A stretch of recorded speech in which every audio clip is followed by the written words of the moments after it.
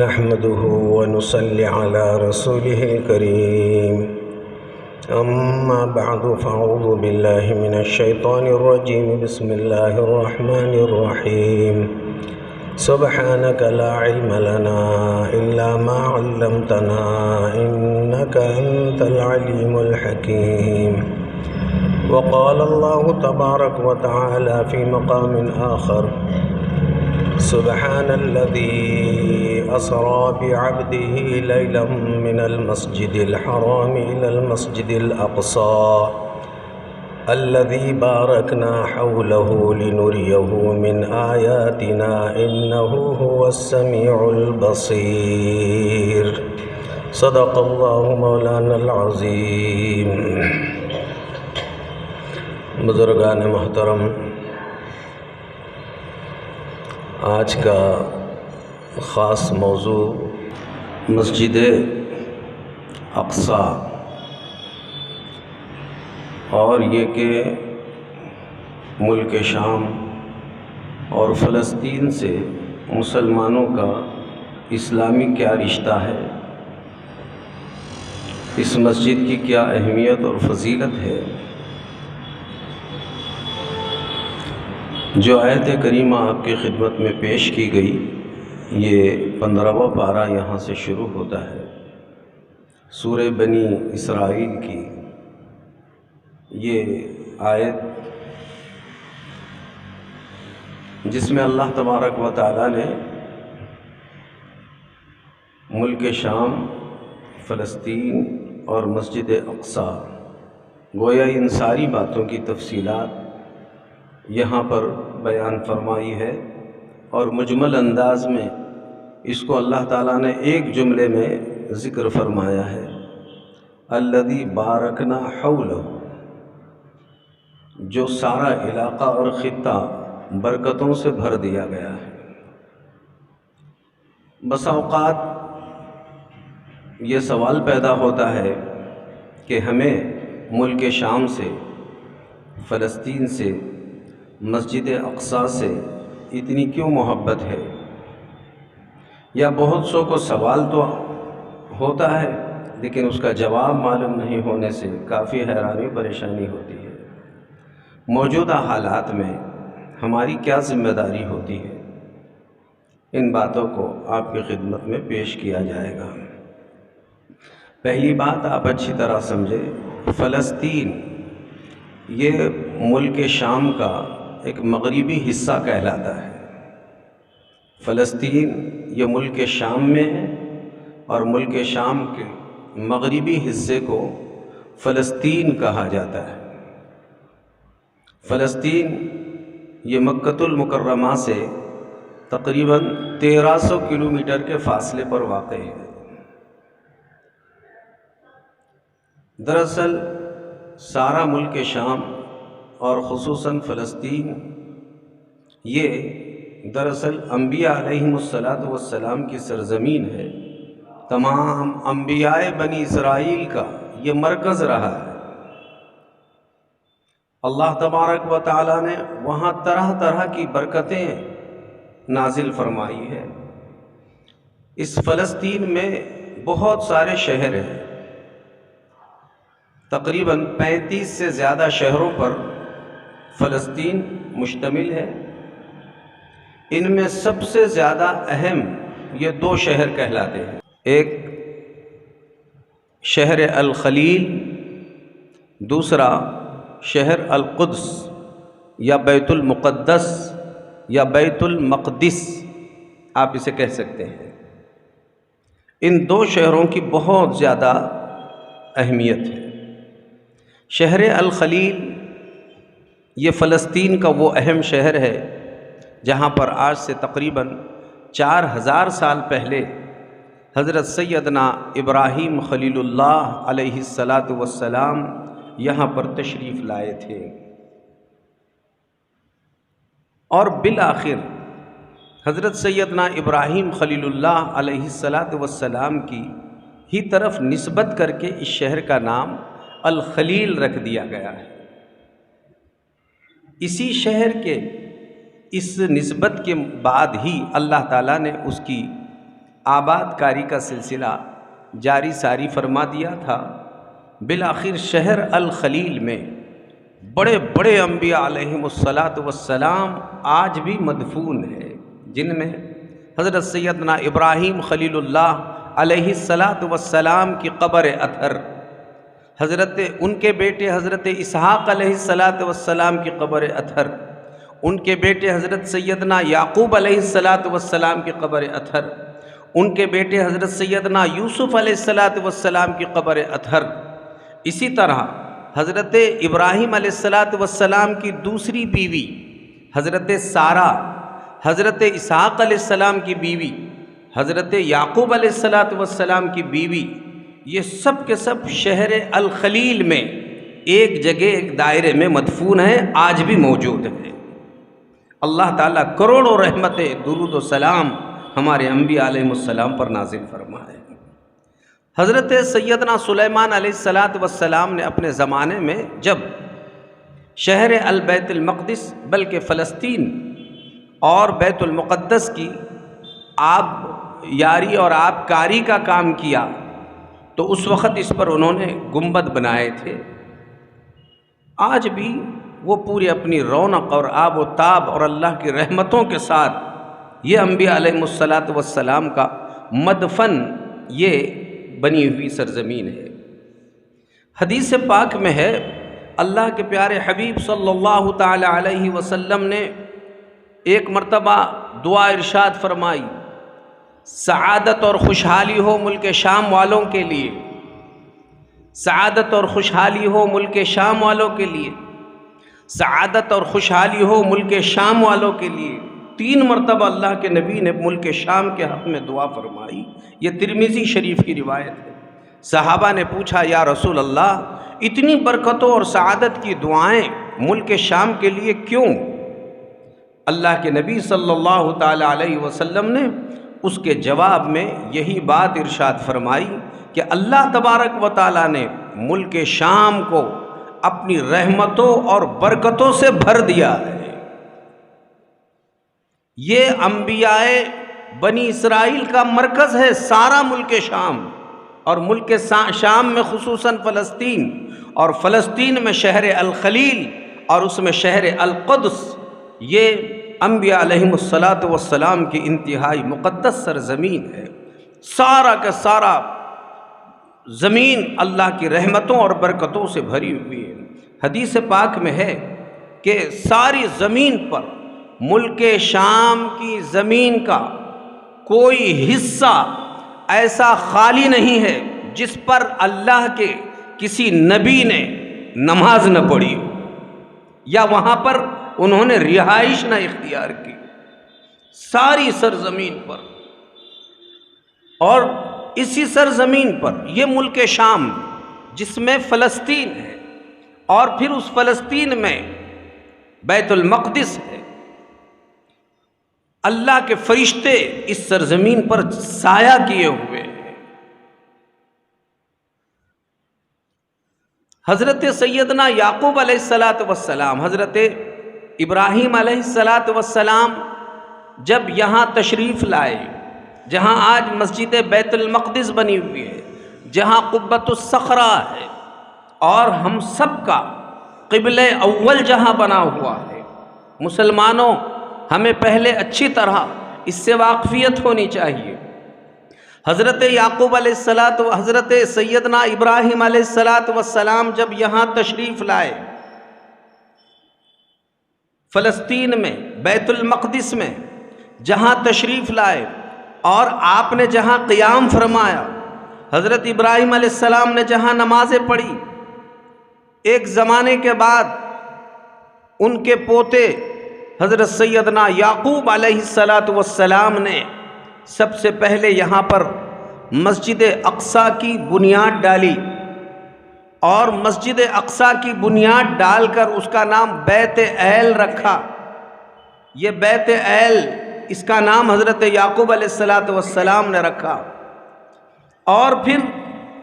وہاں پر اس کے بعد سے ہی حضرت یعقوب علیہ الصلاۃ والسلام کی انہی بنیادوں کے بعد حضرت سیدنا داؤد علیہ السلام کا زمانہ شروع ہوتا ہے، تقریباً یعقوب علیہ السلام کے 1000 سال کے بعد حضرت داؤد علیہ السلام کا زمانہ شروع ہوتا ہے۔ حضرت داؤد علیہ السلام نے پھر اس مسجد کو بنانے کا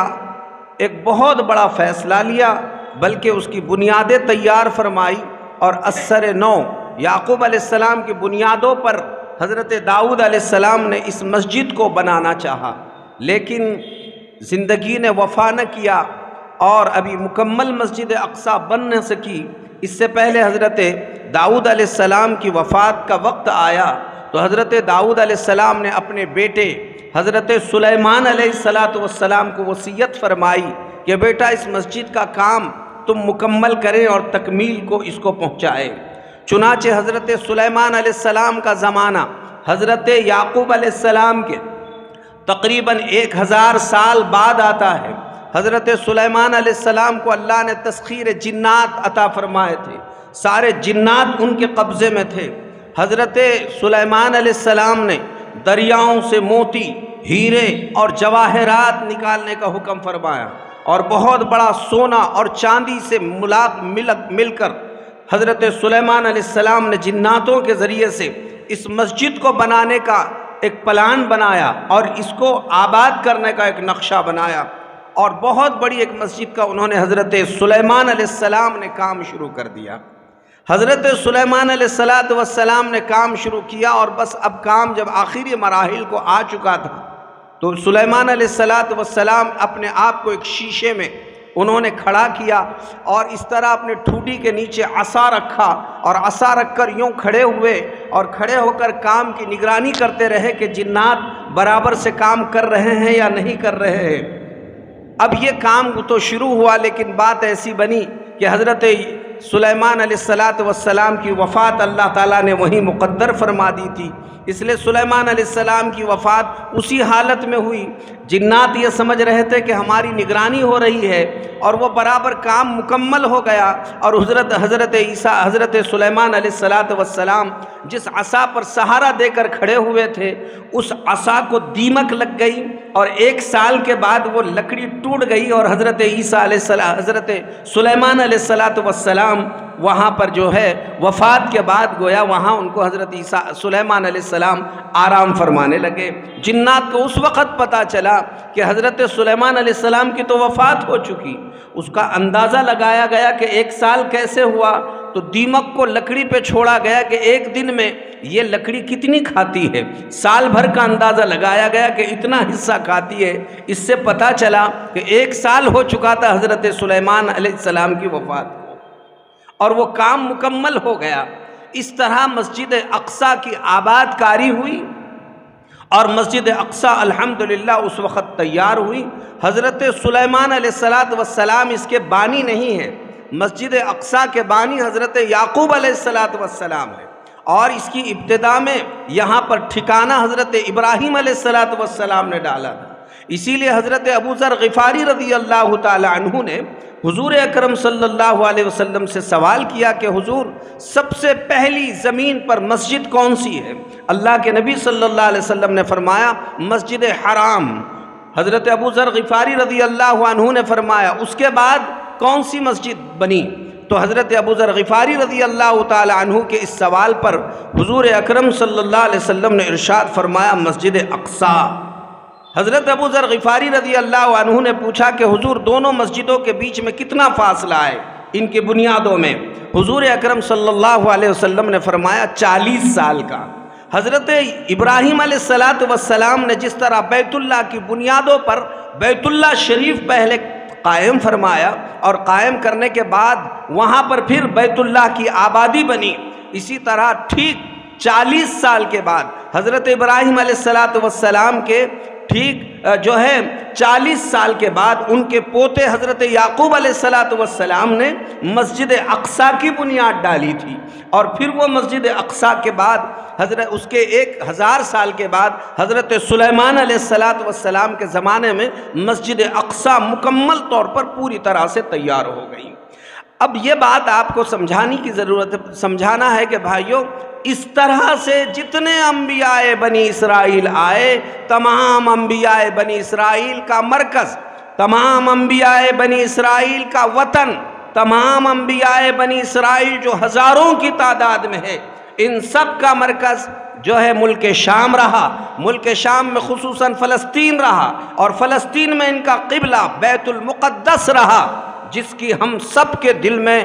بڑی عظمت اور اہمیت ہے۔ ہمارے حرم تین ہے، ایک حرم حرم مکی ہے، دوسرا حرم حرم مدنی ہے، اور تیسرا حرم حرم اقصی ہے۔ یہ تین مسجدیں سب سے اہم ہے، دنیا میں سب سے بڑا مقام ان تین مسجدوں کا ہے، اور مسجدوں کا سب سے بڑا مقام اور سب سے بڑی مرکزیت جو حاصل ہوتی ہے وہ وہاں پر بانیوں کی برکتوں سے ہوتی ہے، نمازیوں کی کثرت کی وجہ سے ہوتی ہے۔ تو مسجد حرام یہ بھی چونکہ نبیوں نے بنائی، حضرت ابراہیم علیہ السلام نے بنیاد رکھی، اور سب سے زیادہ دنیا میں نمازی مسجد حرام میں رہتے ہیں، اس لیے سب سے زیادہ ثواب مسجد حرام میں نماز ادا کرنے کا ہے۔ اس کے بعد کم و بیش پیغمبر حضرت محمد الرسول اللہ صلی اللہ علیہ وسلم نے ہجرت فرمائی اور 10 سال تک مدینہ منورہ میں رہے اور وہاں مسجد نبوی کی بنیاد ڈالی، اور 10 سال تک اللہ کی عبادت مسجد نبوی میں میرے آقا کرتے رہے، اس لیے دوسرا نمبر مسجدوں میں مسجد نبوی علی صاحبہ الصلاۃ والتسلیم کا ہے۔ چنانچہ حضور اکرم صلی اللہ علیہ وسلم نے فرمایا مسجد حرام میں ایک نماز کا ثواب 1,00,000 نمازوں کے برابر ہے، جبکہ مسجد نبوی میں ایک نماز پڑھنے کا ثواب ایک صحیح حدیث کے مطابق 1,000 نمازیں اور ایک دوسری روایت کے مطابق 50,000 نمازوں کے برابر ہے۔ اور پھر حضور اکرم صلی اللہ علیہ وسلم نے تیسری بات مسجد اقصی کے بارے میں ارشاد فرمائی کہ مسجد اقصی میں ایک نماز پڑھنے کا ثواب ایک روایت کے مطابق 500 نمازوں کے بارے میں ہے، اور ایک دوسری روایت میں ہے کہ ایک نماز پڑھنے کا ثواب 1,000 نماز پڑھنے کے برابر ہے۔ حضرت سلیمان علیہ السلام نے اپنے زمانے میں دعا فرمائی، اے اللہ مسجد اقصی میں جو شخص بھی نماز پڑھے اللہ آپ اس کی مغفرت فرما دیجئے۔ صحیح حدیث میں ہے حضور اکرم صلی اللہ علیہ وسلم نے فرمایا، اے اللہ سلیمان علیہ السلام نے مسجد اقصی کے بارے میں نماز پڑھنے والوں کی جو مغفرت کی دعا فرمائی اللہ ان کی دعا کو قبول فرما، اور حضور فرماتے ہیں میرا یقین ہے اور غالب گمان ہے کہ ان کی دعا وہاں نماز پڑھنے والوں کے بارے میں ضرور قبول ہو گئی۔ اب جو مسجد اقصی میں نماز پڑھے حضرت سلیمان علیہ السلام کی دعا کا وہ مستحق ہونے والا ہے۔ اسی کے ساتھ حضور اکرم صلی اللہ علیہ وسلم نے فرمایا تم مسجد اقصی کی مدد کرو، مسجد اقصی میں نماز پڑھ سکتے تو پڑھو، اور پھر وہاں کی مدد کرو، چاہے وہاں کے قندیلوں میں تیل ڈالنے کے ذریعے سے کیوں نہ ہو، اس کی مدد کرنا چاہیے۔ حضور اکرم صلی اللہ علیہ وسلم نے اس سرزمین کو سب سے مقدس فرمایا، اور اس سے بڑھ کر اور کیا چاہیے آپ کو کہ اللہ نے قرآن میں جب مکہ کی سرزمین کی تو برکتیں آپ کو سب معلوم ہے، سب سے اہم خطہ پورے سرزمین پر وہ مکۃ المکرمہ ہے، بیت اللہ شریف، اور پھر مسجد نبوی، اور تیسرا مرکز ہمارا یہ قبلہ اول بیت المقدس ہے، یہ سب سے اہم سرزمین ہے۔ چنانچہ بھائیوں اس سلسلے میں ہمیں آپ کو سب کو اچھی طرح معلوم ہونا چاہیے کہ مسجد بیت المقدس جہاں پر یہ مسجد بنی ہوئی ہے، اللہ کے پیارے حبیب صلی اللہ علیہ وسلم کے ارشاد کے بموجب یہ سرزمین وہ زمین ہے جہاں پر ایک جماعت جو حق پر رہنے والی ہے وہ فلسطین میں رہنے والی ہے، یہ مجاہدین کی سرزمین ہے۔ حدیث پاک میں ہے جو شخص اس سرزمین پر یہاں کی برکتوں کی نیت سے رہے گا اللہ اسے مجاہدین کے برابر اجر و ثواب میں شامل فرما دے گا۔ اور پھر بھائیوں اس سرزمین کا چپا چپا اللہ کی برکتوں سے اور اللہ کی رحمتوں سے بھرا ہوا ہے، اور سب سے بڑی اور سب سے اہم بات یہی ہے بھائیوں کہ قرآن مجید میں جب بھی بیت المقدس کا نام آیا تو بھائیوں اللہ نے صرف اسے صرف نام نہیں لیا، زمین کا تذکرہ نہیں فرمایا، بلکہ پورا قرآن پڑھ لیجئے 10 جگہ اس زمین کا تذکرہ ہے، لیکن جب فلسطین کی زمین کا نام آیا تو اللہ نے زمین کے ساتھ یا تو اسے ارض مقدسہ کہا یا برکت والی زمین فرمایا ہے۔ ہر جگہ جیسے اللہ نے قرآن میں فرمایا یا قوم ادخلوا الارض المقدسہ، اے لوگو بنی اسرائیل تم داخل ہو جاؤ اس زمین میں جو سب سے زیادہ مقدس ہے، جو مقدس ہے، بس مقدس سرزمین میں داخل ہو جاؤ۔ اللہ نے 15ویں پارے میں شروع فرمایا، 15ویں پارے میں ذکر فرمایا سبحان الذی اسری بعبدہ لیلا من المسجد الحرام الی المسجد الاقصی الذی بارکنا حولہ، پاک ہے وہ ذات جو لے گیا اپنے بندے حضرت محمد صلی اللہ علیہ وسلم کو راتوں رات مسجد حرام سے مسجد اقصی تک۔ کون سی مسجد اقصی؟ الذی بارکنا حولہ، جس میں صرف مسجد اقصی ہی نہیں بلکہ پورے اس کے اطراف کو اللہ نے برکتوں سے بھر دیا۔ یہ قرآن میں ہے۔ ایک مسلمان کے دل میں ہمارے قبلہ اول سے کیوں عظمت اور اہمیت بھائیوں نہیں ہوگی؟ آپ کو معلوم ہونا چاہیے بھائیوں، یہاں سے ہمارا رشتہ صرف مسلمان وہاں ہے اس وجہ سے وہاں کے بھائیوں سے خونی رشتہ ہے، ایسا نہیں، یقیناً خونی رشتہ تو ہے ہی، ہمارا ایمانی رشتہ ہے اس سرزمین سے۔ مسلمانوں ہمیں معلوم ہونا چاہیے ہمارا ایمانی رشتہ ہے، ہمارا ایمانی تعلق ہے، ہمارے ایمان کا حصہ ہے یہاں پر عقیدہ رکھنا، چونکہ یہ نص قطعی سے ثابت ہے، قرآن مجید سے ثابت ہے، صحیح احادیث سے ثابت ہے، احادیث متواترہ سے ثابت ہے۔ چنانچہ بات یہ ہے، اگر برکتوں کی بات ہی آئی ہے تو آپ اچھی طرح سنیے، حضرت زکریا علیہ السلام نے بیٹے کی دعا مانگی، اللہ نے حضرت یحییٰ علیہ السلام بابرکت نبی والا بیٹا، یہی دعا کو قبول فرما کر ان کو نبی بنا کر بیٹا عطا فرمایا۔ یہی سرزمین ہے، حضرت عیسیٰ علیہ السلام کی پیدائش اسی سرزمین پر ہوئی ہے۔ یہی وہ سرزمین ہے جب عیسیٰ علیہ السلام کے حواریین نے اور عیسیٰ علیہ السلام کے قوم نے حضرت عیسیٰ علیہ السلام سے درخواست کی کہ آسمان سے جنت کا دسترخوان اترنا چاہیے۔ اس سرزمین پر جنت کی نعمتوں سے سجا ہوا دسترخوان اللہ نے زمین پر جنت میں سے اتارا ہوا۔ یہی وہ سرزمین ہے، حضرت مریم یہاں پر دعا کے لیے بیٹھتی ہے تو سردی کے موسم میں بیٹھتی ہے تو گرمی کے پھل اللہ سردی میں عطا فرماتا ہے، اور گرمی کے موسم میں ان کو سردی کے پھل اللہ تبارک و تعالی عطا فرماتا ہے۔ اسی سرزمین پر اللہ تبارک و تعالی نے بھائیوں بالآخر حضرت میمونہ رضی اللہ تعالی عنہا نے سوال کیا کہ حضور ہمیں اس فلسطین کی سرزمین سے متعلق، ملک شام سے متعلق آپ بتا دیجئے کہ بیت المقدس کے متعلق اور اس سرزمین کے متعلق کچھ خبر دیجئے۔ تو حضور اکرم صلی اللہ علیہ وسلم نے ان کے جواب میں ارشاد فرمایا، معلوم ہے جانتے ہو بھائیو بالآخر کیا ہوگا؟ حضور نے اس وقت ارشاد فرمایا کہ ارض المحشر والمنشر، یہ حشر و نشر کی زمین یہی ہے، یعنی جب قیامت قائم ہو جائے گی اور قیامت قائم ہونے کے بعد پورے زمین پر جتنے مردے جہاں پڑے ہوئے ہیں سب کو جمع کر کر اللہ میدان محشر جہاں پر فرمانے والا ہے، تو میدان محشر یہ ملک شام کی اسی سرزمین فلسطین کے بیت المقدس کے پر واقع ہونے والا ہے۔ اس سرزمین پر اللہ تعالیٰ میدان محشر بنانے والے ہیں اور پوری انسانیت کا حساب کتاب اس سرزمین پر ہونے والا ہے۔ یہاں سے ہمارا ایمانی رشتہ اور یہاں سے ہمارا ایمانی تعلق ہے۔ اس سرزمین پر اللہ تبارک و تعالیٰ نے برکتوں کا جب نزول فرمایا تو انبیاء بنی اسرائیل کے تقریباً انبیاء علیہ السلام یہ سب کے سب بھائیوں اسی سرزمین کے چپے چپے پر مدفون ہیں، اور آج بھی اسی کی برکات اللہ تبارک و تعالیٰ نے ظاہری، باطنی، روحانی ہر طرح کی برکتیں اللہ تعالیٰ نے وہاں پر بچھا کے رکھی ہے۔ اور پھر باتوں میں بات آ ہی گئی، اب سمجھیے انبیاء علیہ السلام کو جب اللہ تعالیٰ نے اتنی برکتیں عطا فرمائی، میرے آقا محبوب رب العالمین حضرت سیدنا محمد الرسول اللہ صلی اللہ علیہ وسلم کی جب باری آئی اور آقا کو جب نبوت ملی اور نماز دینے کا موقع آیا اور آقا کو امام الانبیاء بنانے کا موقع آیا، اللہ تبارک و تعالیٰ نے آقا کو مسجد حرام کرام سے حتیم میں بلایا، حتیم میں سے پھر آپ کے لیے براق لایا گیا، اور آپ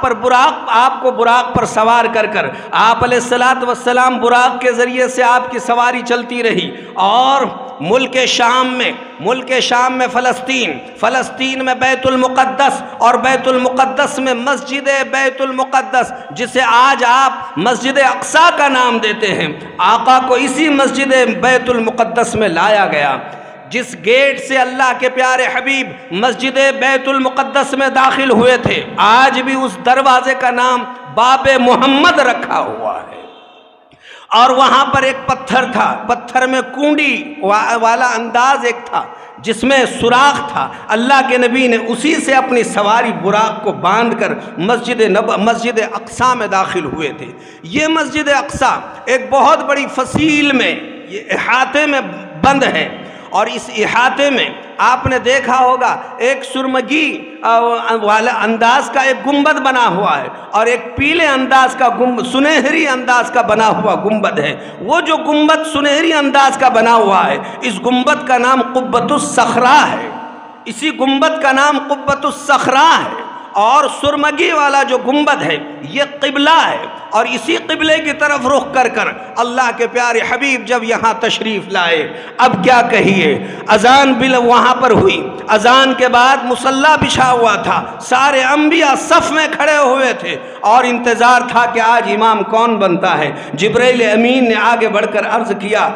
پیارے حبیب انتظار کس کا ہے؟ سارے مقتدی جمع ہو گئے ہیں، آپ کس امام کا انتظار کر رہے ہیں؟ آج اللہ نے امام الانبیاء بنانے ہی کا شرف عطا کرنے کے لیے آپ کو یہاں بلایا۔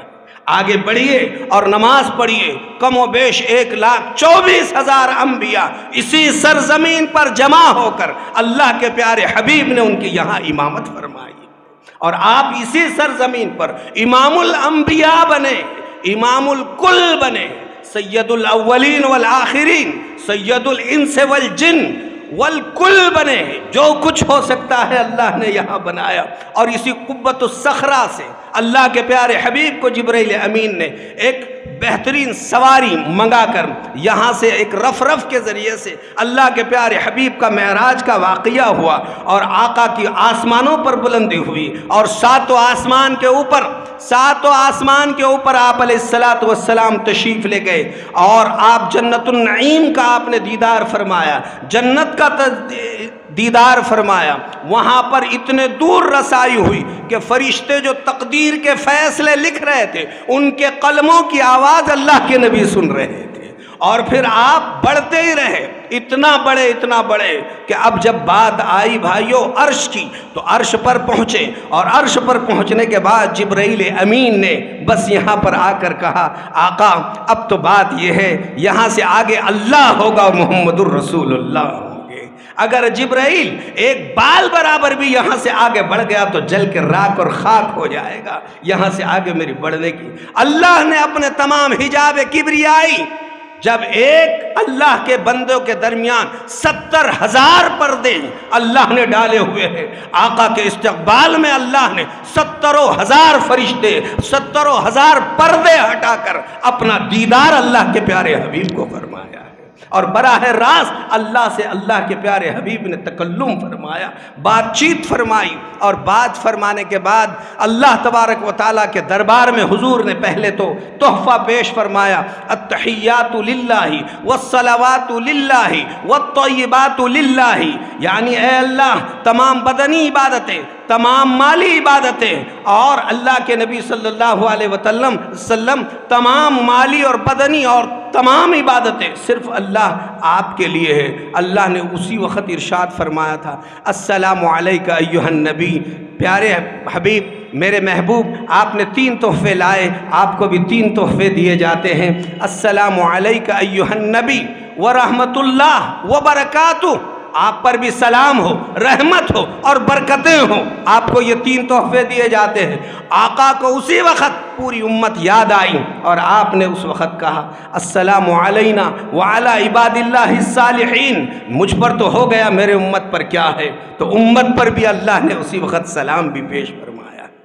اور اسی وقت یہ 50 نمازوں کا تحفہ پیارے آقا کو دیا گیا، اور بالآخر 50 میں سے 5 نمازیں آقا وہاں سے لے کر جب لوٹے اسی قبۃ الصخرہ پر اترے، اور قبۃ الصخرہ میں سے مسجد اقصیٰ میں، اسی مسجد اقصیٰ میں جو آپ کا میرا قبلہ اول رہا ہے، آقا اسی میں تشریف لائے، اور یہاں پر سے پھر اللہ کے پیارے حبیب صلی اللہ علیہ وسلم مسجد اقصیٰ سے پھر مسجد حرام، راتوں رات، ایک رات میں آپ کا یہ پورا سفر مکمل ہوا۔ اور پھر آقا نے جب ہجرت فرمائی تو مکۃ المکرمہ سے ہجرت فرمانے کے بعد جب مدینہ منورہ 10 سال رہے، ان 10 سال میں 16 یا 17 ابتدائی مہینے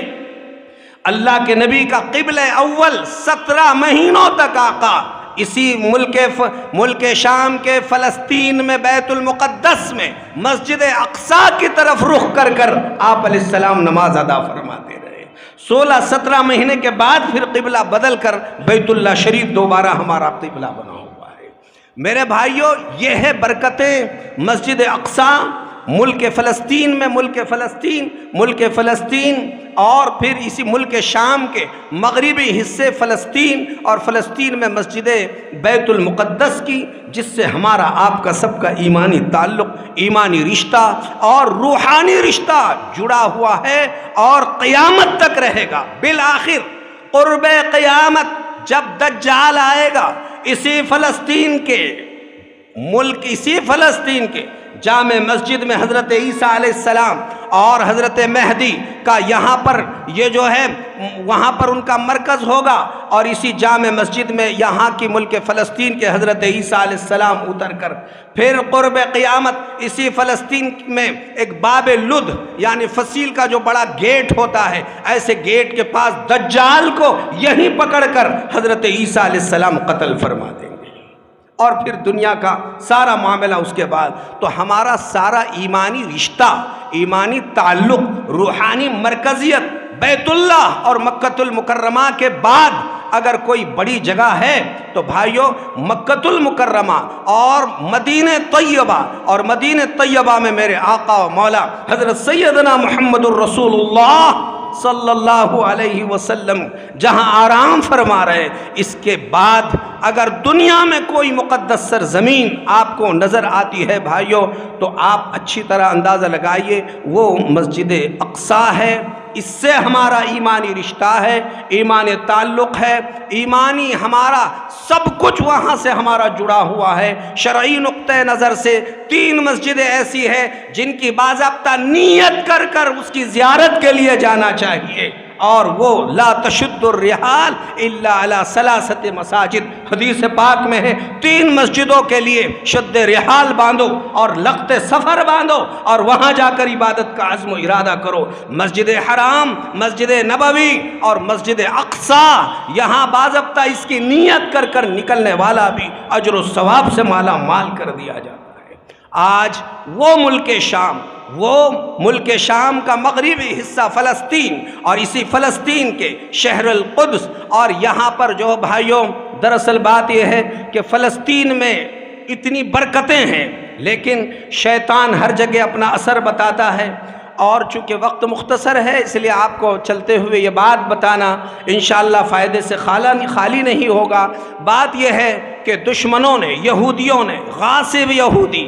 جنہوں نے یہاں پر اپنا دعویٰ کیا کہ یہ ہماری زمین ہے، آپ کو ایک سوال پیدا ہوگا یہودی اتنا اس سرزمین کو کیوں چاہتے ہیں؟ دراصل بات یہ ہے آسمانی مذہب رکھنے والی قومیں پورے سرزمین پر 3 ہے، یہودی، عیسائی اور مسلمان، یہ سب کے سب آسمانی مذہب سے تعلق رکھتی ہے، چونکہ یہودیوں کے پاس تورات ہے، عیسائیوں کے پاس انجیل ہے، مسلمانوں کے پاس قرآن مجید ہے، یہ اللہ کی مقدس کتابیں ہیں۔ یہودیوں کو ان کی کتاب تورات کے ذریعے سے ان کے ذہنوں میں، عقیدوں میں یہ بات ہے، اور ان کا مزعومہ یہ عقیدہ ہے کہ چونکہ ان کے پاس یہ ہے کہ یہ ساری زمین کے خلافت بالآخر ان کے ہاتھ سے چلے جانے کے بعد اب دوبارہ قرب قیامت یہ زمین ہمارے حوالے ہونے والی ہے اور ہمارے حوالے ہونے والی ہے، اور انہوں نے ان کا اپنا امام دجال کو بنا رکھا ہے، اور وہ کہتے ہیں کہ دجال ساری دنیا کا گویا بادشاہ بن کر یہاں سے حکومت چلانے والا ہے۔ اس لیے وہ اپنے مزعومہ عقیدے کے مطابق اس زمین کو حاصل کرنے کے چکر میں پڑے ہوئے ہیں اور وہ دعویٰ کرتے ہیں کہ یہ زمین ہماری ہے۔ عیسائی یہ کہتے ہیں یہ تو ہمارے ابتدا اور آغاز ہے کہ یہاں عیسیٰ علیہ السلام پیدا ہوئے، دعوت کا آغاز انہوں نے اسی سرزمین سے کیا، اور بیت اللحم اور ناصرہ یہ علاقے یہیں پر ہے، لہٰذا یہ زمین ہماری ہے۔ مسلمان یہ کہتے ہیں حضرت توحید کے سب سے بڑے علم بردار حضرت سیدنا ابراہیم خلیل اللہ علیہ السلام یہ توحید کے سب سے بڑے علم بردار ہے، اور ان کے بیٹے حضرت اسحاق علیہ السلام، یعقوب علیہ السلام، اور اسی طرح پھر حضرت یوسف علیہ السلام، یہ تمام انبیاء، اس کے بعد حضرت موسیٰ علیہ السلام، حضرت داؤد علیہ السلام، حضرت سلیمان علیہ السلام، حضرت لوط علیہ السلام، یہ تمام انبیاء بنی اسرائیل یہ سب توحید کی دعوت دینے کے لیے آئے تھے، اور آخر میں آقا و مولا حضرت سیدنا محمد الرسول اللہ صلی اللہ علیہ وسلم کی کتاب یہ تورات اور انجیل یہ دونوں کتابوں کی ناسخ ہے، یعنی اسے منسوخ کرنے والی ہے۔ اب حکم چلے گا کتاب اللہ کا، قرآن مجید کا، طریقہ چلے گا محمد الرسول اللہ صلی اللہ علیہ وسلم کا، اور صرف توحیدی علم بلند کیا جائے گا، اور یہ توحید کا علم ابراہیم علیہ السلام کے ذریعے تمام انبیاء نے بلند کرتے ہوئے آخر میں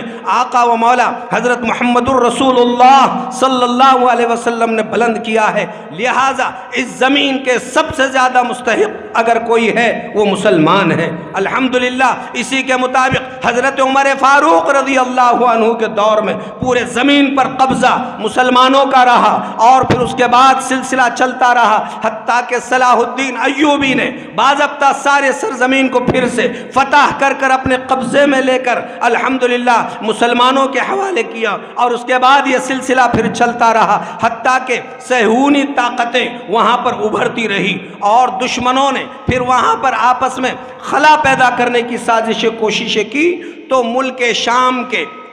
مغربی حصے فلسطین میں اب دو گروپ بن گئے۔ ان دو گروپوں میں ایک حماس کا علاقہ کہلاتا ہے جہاں پر خالص مجاہدین ہے، حق کا بلند کرنے والے ہیں، للہیت کا جذبہ لیے ہوئے ہیں، توحید کا علم بلند کرنے کے لیے، اور اس بات کے لیے لڑ رہے ہیں یہ زمین انبیاء کی زمین ہے اور مسلمانوں کا اس پر حق ہے، اور انبیاء کے سچے وارث اور انبیاء کے سچے جانشین اگر کوئی ہو سکتے وہ صرف مسلمان ہو سکتے ہیں۔ اس لیے اس سرزمین پر مکمل ہمارا غلبہ ہونا چاہیے، اور مسجد اقصیٰ مکمل ہمارے قبضے میں ہونا چاہیے۔ یہ حماس جو اس وقت لڑ رہا ہے دراصل وہ انبیاء علیہ السلام سے میراث میں ملی ہوئی اسی وراثت کو حاصل کرنے کے لیے اور حق کے خاطر لڑ رہا ہے۔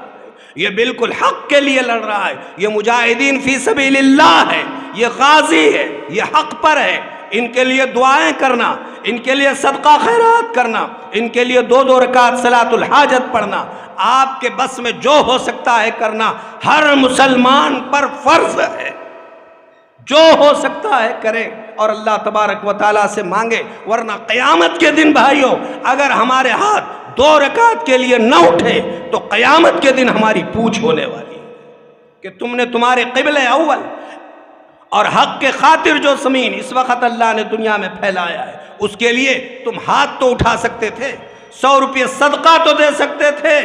تمہارے بس میں جو تھا وہ کر سکتے تھے، تم نے کیا کیا یہ ہر مسلمان سے پوچھ ہوگی۔ اس لیے ہماری ذمہ داری ہے۔ وہاں پر 2 گروپ بنے، تو یہ زمین یہ آپ نے ابھی سنا حماس والا علاقہ، ایک دوسرا گروپ وہاں پر بنا ہے، وہ سیکولر ذہنیت رکھتا ہے، ان کو دین مذہب سے کوئی تعلق نہیں، وہ کہتے ہیں کہ یہودیوں کے ساتھ ساز باز کر لینا چاہیے، ان کے ساتھ جہاد کرنے کی ضرورت نہیں ہے، وہ اگر آتے ہیں تو کچھ حصہ ان کو دیا جائے اور کچھ حصہ ہمارے حصے میں رکھا جائے۔ اس لیے یہ 2 گروپوں میں اندرونی جھڑپ،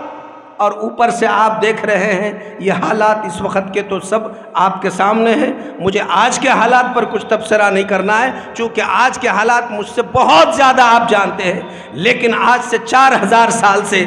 آج سے تک جو حالات میرے آقا کے زمانے تک ہے اس سے اکثر کو واقفیت نہیں تھی، اس لیے میں نے ضروری سمجھا کہ آج یہ مضمون آپ کے حوالے کر دیا جائے تاکہ ہم اس سے اپنا حقیقی رشتہ اور حقیقی تعلق پیدا کرنے کی فکر اور کوشش کریں۔ اس لیے وہ دوسرا گروپ بھی وہاں پر ہے جس کی حمایت امریکہ بھی اور دوسرے ممالک بھی کر رہے ہیں، اور ان لوگوں نے ان کی حمایت کر کر باضابطہ حماس کو کمزور کرنے کی سازش کی۔ لیکن بھائیوں، میں نے جیسے کہا،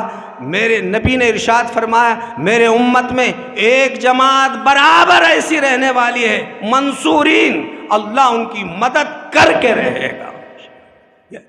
ہمارا ایمان ہے۔ اور وہ جماعت کون سی ہے؟ حدیث سے اشارے ملتے ہیں، وہ اسی ملک فلسطین کی جماعت ہے جن کی اللہ مدد فرمانے والا ہے۔ بس بھائیوں،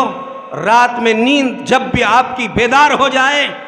آپ اب بجائے یہ دیکھنے کے میرا بیٹا بیٹی کہاں، میرے خاندان رشتہ دار کہاں، میرے یہاں کیا مسائل ہے، آپ ایک مرتبہ نیند ٹوٹتے ہی کہہ دیجئے اللہ میرے فلسطینی مسلمان بھائیوں کی مدد کرے۔ یہ آپ پر ہم پر حق ہے، ہم دعا کریں،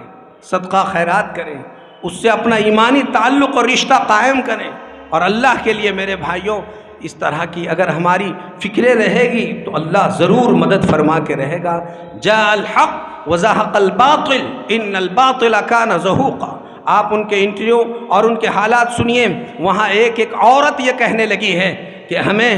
اللہ کی زمین کی حفاظت کرنی ہے، مسئلہ یہ نہیں ہے کہ ہمارے یہاں کتنی جانیں جا رہی ہے۔ عورت نے بیان دیتے ہوئے کہا الحمدللہ، اس کے جملے یہ ہیں، وہ جملے اس کے یہ ہیں، میرے خاندان کے اب تک، وہ کہہ رہی ہے اب تک 21 لوگ شہید ہو گئے، الحمدللہ رب العالمین، اللہ کا شکر ہے کہ 21 لوگ میرے خاندان کے اب تک اللہ کو پیارے ہو، وہ اللہ پر شکر ادا کر رہے ہیں۔ بھائیوں، اگر صحیح جذبہ، حق کا جذبہ اگر دیکھنا ہے تو واقعی اللہ، لگتا ہے اللہ نے اسی عظیم مقصد کے لیے ان کو پیدا فرمایا ہے۔ اللہ انہیں یقیناً ضائع نہیں فرمائے گا، مگر ہماری دعاؤں کی ضرورت ہے۔ امید ہے ہر بھائی اور ہر بہن اس حق میں دعا کرنے کا اہتمام کریں گے انشاءاللہ۔ اپنے اپنے مسجدوں میں سب جگہ بھائیوں یہ بات کہی جائے کہ سب اجتماعی طور پہ جمعہ کے دن بھی خاص طور پر دعا کریں، ہو سکے تو روزانہ کسی ایک نماز کے بعد اجتماعی دعا کا اہتمام ہر مسجد میں کرایا جائے۔ اپنے گھر کی مستورات کو ایک ایک اور 3 روزے رکھوائیں اور کہیں کہ روزے رکھ کر اللہ سے دعائیں کریں۔ آپ 1500 روپئے وہاں کے شہداء کے لیے اور ان کی نصرت اور مدد کے لیے صدقہ خیرات کرنے کی فکر کریں، اور اسی کے ساتھ ساتھ 2 رکعت صلاۃ الحاجت پڑھ کر 10 منٹ روزانہ فکر کرو۔ بھائیوں، میرے یہ مجاہدین فی سبیل اللہ کے حق میں دعا کی، اللہ ان کو صبر اور ہمت عطا فرمائے، ان کی نصرت اور مدد فرمائے، اور ظالم اور غاصب یہودیوں سے اللہ تعالیٰ اپنے اس ارض مقدسہ کو پاک فرما دے اور آزاد فرما دے، اور اس کے اسباب اللہ تعالیٰ وہاں مہیا فرمائے۔ پروردگار اس سرزمین سے حقیقی محبت اور عظمت ہم سب کے دل میں پیدا فرمائے، ایمانی رشتے کی ہر مسلمان کو اللہ تعالیٰ لاج رکھنے کی توفیق عطا فرمائے، نفس اور شیطان کی شرارتوں سے حفاظت فرمائے۔ وآخر دعوانا ان الحمد للہ رب العالمین۔